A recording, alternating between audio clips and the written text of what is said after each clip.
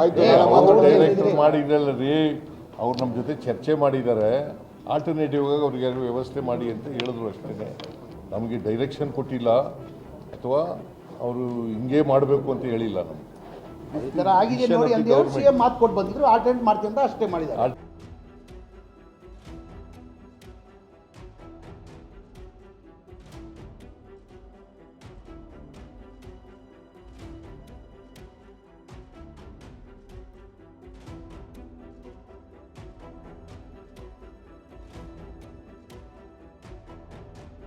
कर्नाटक हुकूमत ने इस माह के अवाइल में कोगिलू में गैर क़ानूनी झोंपड़ियों और शेड्स की मिसमारी से मुतासर अफराद को बायपनहल्ली में मुतबादल मकान अलॉट करने का फ़ैसला किया है।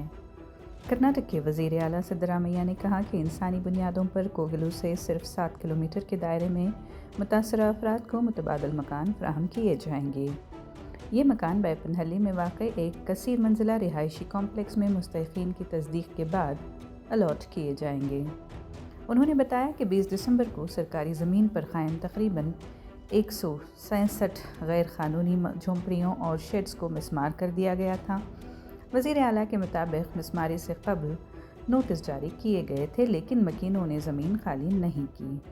सिद्धरामैया ने कहा कि ये ज़मीन बल्दिया की मिल्कियत थी और उसे सॉलिड वेस्ट मैनेजमेंट यानी ठोस कचरा नज़्म नस्क के लिए मख्तस किया गया था।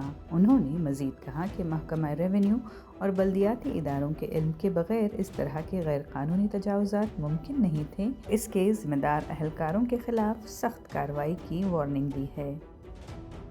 अफसरान को हिदायत दी गई है कि आइंदा सरकारी ज़मीन पर किसी भी किस्म की तजावुज़ात को रोका जाए और अगर ऐसे वाक़यात दोबारा पेश आए तो मुतल्लिक़ा अफसरान को जवाबदेह ठहराया जाएगा। वज़ीर आला ने वाज़ेह किया कि ये मुतबादिल रिहाइश सिर्फ उसी मखसूस मामले में फ़राहम की जा रही हैं, हालांकि तामीरात गैर क़ानूनी थीं। बायपनहल्ली के सर्वे नंबर 23 में तकरीबन 1087 मकानात दस्तयाब हैं। हर मकान की लागत तकरीबन 11.5 लाख रुपए है। उन्होंने कहा कि सरकारी सब्सिडी के ज़रिए ज़्यादातर लागत पूरी कर दी जाएगी, जबकि मुस्तफ़ीद होने वालों के लिए छोटे क़र्ज़ों का इंतज़ाम भी किया जाएगा। उन्होंने कहा कि हाउसिंग वज़ीर ज़मीर अहमद ख़ान को 1 जनवरी तक मकानात की अलॉटमेंट मुकम्मल करने की ज़िम्मेदारी सौंपी गई है। नायब वज़ीर आला DK शिव कुमार ने कहा कि ये बेदखली एक मामूल की कार्रवाई थी और ज़रूरी भी, क्योंकि ये ज़मीन कचरा डंपिंग यार्ड थी और रिहाइश के लिए मौजूद नहीं थी। केरला के वज़ीर आला पिनराई विजयन हक़ाइक़ समझे बगैर इस मामले को सियासी रंग दे रहे हैं। शिव कुमार ने कहा कि हुकूमत इन इल्ज़ामात की भी तहक़ीक़ करेगी कि सरकारी ज़मीन पर झोंपड़ियाँ और शेड्स क़ायम करने के लिए रकम ली गई थी कि नहीं। अगर ली गई थी तो इसमें मुलव्वस तमाम अफराद बशमूल लैंड शार्क्स और सरकारी अहलकारों को सज़ा दी जाएगी। हुकूमत सरकारी ज़मीन पर कच्ची आबादियों को पनपने नहीं देगी, ताहम हकीकतन मुतासरा गरीब ख़ानदानों को सरकारी स्कीम्स के तहत रिहाइश का इंतज़ाम भी किया जाएगा। ಕಾರ್ಪೊರೇಷನ್ಗೆ ಕೊಟ್ಟಂಥ ಜಾಗ ಹಂತವಾಗಿ ಕೆಲವರೆಲ್ಲ ಹಾಕ್ಕೊಂಡಿದ್ದಾರೆ. ಕೆಲವರು ದುಡ್ಡು ಕಲೆಕ್ಟ್ ಮಾಡಿಬಿಟ್ಟು ಹಾಕಿದ್ದಾರೆ ಅನ್ನೋ ಮಾಹಿತಿ ಕೂಡ ನಮಗಿದೆ. ಅವ್ರ ಮೇಲೆ ಕಾನೂನು ರೀತಿ ಕ್ರಮ ನಮ್ಮ ಅಧಿಕಾರಿಗಳು ಐಡೆಂಟಿಫೈ ಮಾಡಿ ಅವ್ರ ಮೇಲೆ ಕ್ರಮ ಕೈಗೊಳ್ತಾರೆ. ಕೆಲವು ದಾಖಲೆಗಳು ಕೂಡ ತಿರ್ಚಿದ್ದಾರೆ ಅಂತ ಕೂಡ ನಮಗೆ ಮಾಹಿತಿ ಕೊಟ್ಟಿದ್ದಾರೆ. ಆದರೆ ಮಾನವೀಯತೆ ದೃಷ್ಟಿಯಿಂದ ಮುಖ್ಯಮಂತ್ರಿಗಳ 1 ಲ್ಯಾಕ್ ಹೌಸಿಂಗ್ ಸ್ಕೀಮ್ ಇದೆ. ನಮ್ಮ ಜಮೀರ್ ಅವ್ರಿಗೆ ಜವಾಬ್ದಾರಿಯನ್ನು ನಾವು ವಹಿಸಿದ್ದೀವಿ. BBMPಯಿಂದ 5 ಲಕ್ಷ ರೂಪಾಯಿ ನಾವು ಅವ್ರಿಗೆ ಪ್ರತಿಯೊಬ್ಬರಿಗೂ ಯಾರಿಗಿಲ್ಲ ಅದನ್ನು ಹುಡುಕಿ ಕೆಲವರೆಲ್ಲ ಸ್ಕೀಮ್ನಲ್ಲಿ ಕೆಲವ್ರಿಗೆ ಏನಾಗಿದೆ, ಕೆಲವು ಮನೆ ಇದ್ದರೂ ಕೂಡ ಬಂದು ಕೆಲವು ಸೇರ್ಕೊಂಡಿರ್ತಾರೆ. ಯಾರೂ ಮನೆ ಇಲ್ಲದೆ ಯಾರೂ ಹುಟ್ಟಿಲ್ಲ, ಎಲ್ಲರಿಗೂ ಎಲ್ಲೆಲ್ಲೋ ಮನೆಗಳಿರ್ತವೆ. ಉದ್ಯೋಗಕ್ಕೋಸ್ಕರ ಬೆಂಗಳೂರಿಗೆ ಬಂದು ಸೇರ್ಕೊಂಡಿರ್ತಾರೆ. ಕೆಲವರೆಲ್ಲ ಅಗ್ರಿಮೆಂಟ್ ಮಾಡ್ಕೊಂಡಿದ್ದಾರೆ, ಬಾಡಿಗೆ ಅಂತ ಅಂದ್ಬಿಟ್ಟು ಬಂದು ಸೇರ್ಕೊಂಡಿದ್ದಾರೆ. ಬಾಡಿಗೆ ಅಂತ ಅಂದ್ಬಿಟ್ಟು ಗೌರ್ಮೆಂಟ್ ಜಾಗದಲ್ಲೇ ಕೂಡ ಕೆಲವರು ಅಗ್ರಿಮೆಂಟು ಮಾಡಿಕೊಟ್ಟಿದ್ದಾರೆ. ಅಂಥ ದಾಖಲೆಗಳೆಲ್ಲ ನಮ್ಮ ಹತ್ರ ಇದೆ. ಅದಕ್ಕೆ ಈಗಾಗಲೇ ನಮ್ಮ ಅಧಿಕಾರಿಗಳಿಗೆ ಪ್ರತಿಯೊಬ್ಬರಿಗೂ ಇಂಡಿವಿಜುವಲ್ ಕೇಸಸ್ ನೋಡ್ಕೊಳ್ಳಿ ಅಂತ ಹೇಳಿದ್ದೀವಿ. ಟೆಂಪ್ರರಿಯಾಗಿ ಅವ್ರಿಗೆ ಇರಲಿಕ್ಕೂ ಕೂಡ ಬೇರೆ ವ್ಯವಸ್ಥೆಯನ್ನು ಮಾಡಿಕೊಡೋಕ್ಕೆ ನಾವು ಸಜ್ಜಾಗಿದ್ದೀವಿ. ಊಟ ಕೊಡ್ತೀವಿ, ಜಾಗ ಕೊಡ್ತೀವಿ. ಈ ಮಧ್ಯದಲ್ಲಿ ನೆಕ್ಸ್ಟ್ 3 ಡೇಸು ನಮ್ಮ ಹೌಸಿಂಗ್ ಡಿಪಾರ್ಟ್ಮೆಂಟ್ ಅವರು ಅದನ್ನು ಪ್ರತಿಯೊಂದು ನಮ್ಮ ಜಿಲ್ಲಾಧಿಕಾರಿಗಳು ಮತ್ತು ನಮ್ಮ ಕಾರ್ಪೊರೇಷನವರು ಎಲ್ಲ ಸೇರಿ ಪ್ರತಿಯೊಂದು ಕೇಸು ಐಡೆಂಟಿಫಿಕೇಷನ್ ಮಾಡ್ತಾರೆ. ಅವ್ರ ವೋಟರ್ ಲಿಸ್ಟ್ ನೋಡ್ತಾರೆ, ಆಧಾರ್ ಕಾರ್ಡ್ ನೋಡ್ತಾರೆ, ಎಲ್ಲಿಂದ ಬಂದಿದ್ದಾರೆ ಅಂತ ಚೆಕ್ ಮಾಡ್ತಾರೆ. ಚೆಕ್ ಮಾಡಿಕೊಂಡು ಅವ್ರಿಗೊಂದು ಆಲ್ಟರ್ನೇಟಿವ್ ಪರ್ಮನೆಂಟ್ ವಸತಿ ಕೊಡೋಕ್ಕೆ ವ್ಯವಸ್ಥೆ ಮಾಡ್ತೀವಿ. ನಮ್ಮಲ್ಲೊಂದು ಸ್ಕೀಮ್ ಇದೆ, ಯಾರ್ಯಾರಿಗೆ ಮನೆ ಇಲ್ಲ ಸೈಟ್ ಇಲ್ಲ ಅಂತ ಕೊಡಬೇಕು ಅಂತಿದೆ. ಜಿನೈನ್ ಕೇಸಸ್ಗೆಲ್ಲ ನಾವು ಕೊಡ್ತೀವಿ. ಈಗಾಗಲೇ ಮುಂದಕ್ಕೆ ಕೃಷ್ಣ ಬೈರೇಗೌಡರು ಮಾತಾಡಿದ್ದಾರೆ. ಯಾಕೆಂದರೆ ಲೋಕಲ್ MLA ಅವರೇ ಚೇರ್ಮನ್ ಇರ್ತಾರೆ. ಆಶ್ರಯ ಸಮಿತಿಗೆ ಯಾರಿಗೆ ಒಬ್ರಿಗೆ ಮನೆ ಕೊಡಬೇಕಾದ್ರೆ ಅವ್ರು ಅಪ್ರೂವ್ಮೆಂಟ್ ಕೊಡಬೇಕಾಗ್ತದೆ. ಅವರು ಕೂಡ ಮಾನವೀಯತೆ ದೃಷ್ಟಿಯಿಂದ ಅಂಥವ್ರಿಗೆಲ್ಲ ಕೊಡಿ ಅಂತ ಹೇಳಿದ್ವಿ. ಆದರೆ ನಾವು ಇಲ್ಲೀಗಲ್ ಕನ್ಸ್ಟ್ರಕ್ಷನ್ನ ಎನ್ಕರೇಜ್ ಮಾಡೋದಿಲ್ಲ. ಇಲ್ಲೀಗಲ್ ಎನ್ಕರೇಜ್ ಮಾಡಿದಂಥವ್ರಿಗೆ, ಇಲ್ಲೀಗಲಾಗಿ ಮಾಡಿದಂಥವ್ರಿಗೆ ಕಾನೂನು ರೀತಿ ಕ್ರಮ ಕೈಗೊಳ್ಳಕ್ಕೆ ಈಗಾಗಲೇ ಮುಖ್ಯಮಂತ್ರಿಗಳು ಆದೇಶವನ್ನು ಅಧಿಕಾರಿಗಳಿಗೆ ಕೊಟ್ಟಿದ್ದಾರೆ. ಯಾರಿಗೂ ನಿರ್ದಾಕ್ಷಿಣ್ಯವಾಗಿ ನಾವು ಎಂಟರ್ಟೈನ್ ಮಾಡಲ್ಲ. ಬೆಂಗಳೂರಲ್ಲಿ ಆದಷ್ಟು ಇಂಥ ಸ್ಲಮ್ಗಳು ಬರಲಿಕ್ಕೆ ನಾವು ಬಿಡೋದಿಲ್ಲ. ಇದು ಲ್ಯಾಂಡ್ ಫಿಲ್ ಸೈಟ್, ಇದು ವೆರಿ ಡೇಂಜರಸ್ಸು, ಯಾರು ಅಲ್ಲಿ ಇರಲಿಕ್ಕೆ ಆಗೋದಿಲ್ಲ. ಲೀಚೆಟ್ ಇರೋಂಥ ಒಂದು ಜಾಗ. ನಾನೇ ಸ್ಪಾಟಲ್ಲಿ ನೋಡಿದ್ದೀನಿ.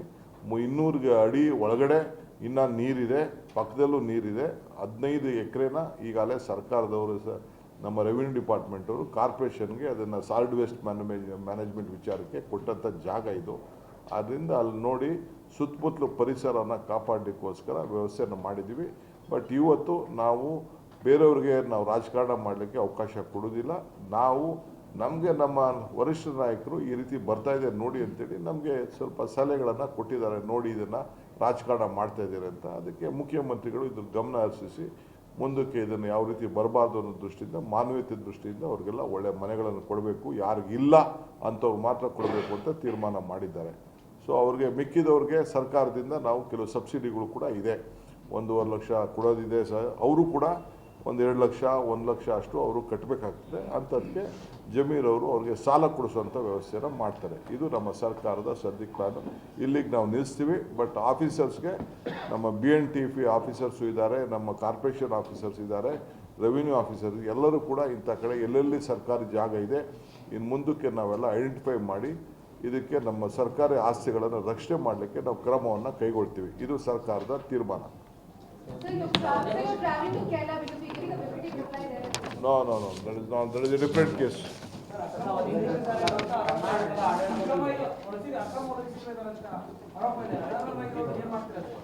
ಆಯ್ತು ನಡೀರಪ್ಪ, ಅವೆಲ್ಲ ಮಾತಾಡೋಣ. ಇಂಗ್ಲೀಷಲ್ಲಿ ಕೊಡ್ತೀನಿ. ಇಂಗ್ಲೀಷ್ನಲ್ಲಿ ಹೇಳಿದ್ವಲ್ಲಯ್ಯ.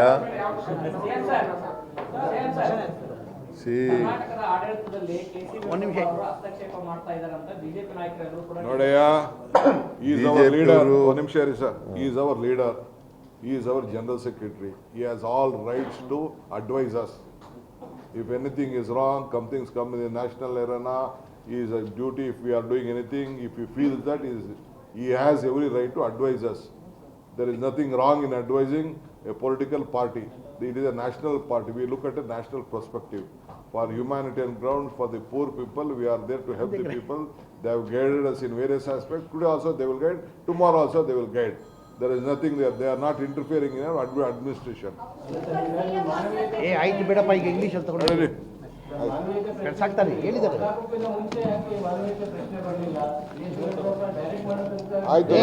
ಡೈರೆಕ್ಟರ್ ಮಾಡಿದ್ರಲ್ಲ ರೀ, ಅವ್ರು ನಮ್ಮ ಜೊತೆ ಚರ್ಚೆ ಮಾಡಿದ್ದಾರೆ. ಆಲ್ಟರ್ನೇಟಿವ್ ಆಗಿ ಅವ್ರಿಗೆ ವ್ಯವಸ್ಥೆ ಮಾಡಿ ಅಂತ ಹೇಳಿದ್ರು ಅಷ್ಟೇ. ನಮಗೆ ಡೈರೆಕ್ಷನ್ ಕೊಟ್ಟಿಲ್ಲ ಅಥವಾ ಅವರು ಹಿಂಗೆ ಮಾಡಬೇಕು ಅಂತ ಹೇಳಿಲ್ಲ. ನಮಗೆ ಈ ಥರ ಆಗಿದೆ ನೋಡಿ ಅಂತ CM ಮಾತು ಕೊಟ್ಟು ಬಂದಿದ್ರು. ಆಲ್ಟರ್ನೇಟ್ ಮಾಡ್ತೀವಿ ಅಂತ ಅಷ್ಟೇ ಮಾಡಿದ್ದಾರೆ. ಆಲ್ಟರ್ನೇಟಿವ್ ಮಾಡ್ತೀವಿ ಅಂತ ಹೇಳಿದ್ರು, ಮಾಡ್ತೀವಿ ಅಷ್ಟೇ.